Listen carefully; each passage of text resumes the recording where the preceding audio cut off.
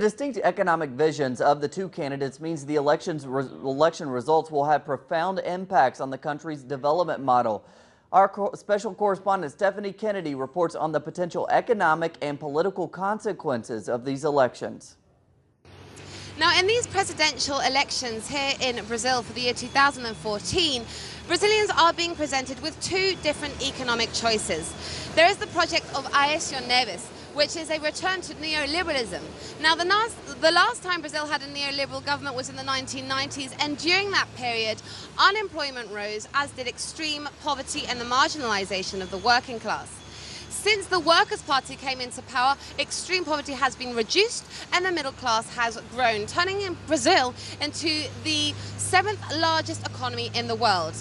Now, projects of rejuvenation, such as the rebuilding of the Rio Harbour, as we see behind us, is just another example of how this emergent economy here in Latin America continues to grow. Brazil keeps on digging, building and expanding. And while sectors on the right argue the economy is stagnating, others are keen to bust the myth of a country in collapse. Carlos Bastos is one of them, who we met up with at Rio's Federal University. Real wages continue to grow. The rate of unemployment is very low, historically low, and more jobs are created than lost. Bastos warns that if candidate Aécio Neves were to become president, important social and economic gains achieved over the past 12 years would be gradually faded out.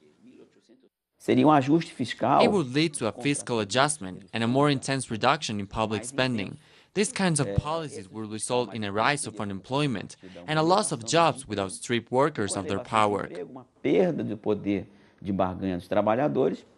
Bastos also considered the consequences of closer relations with the United States, as proposed by the opposition in Brazil.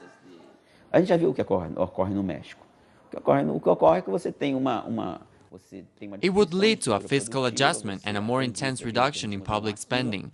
These kinds of policies will result in a rise of unemployment, and a loss of jobs would strip workers of their power.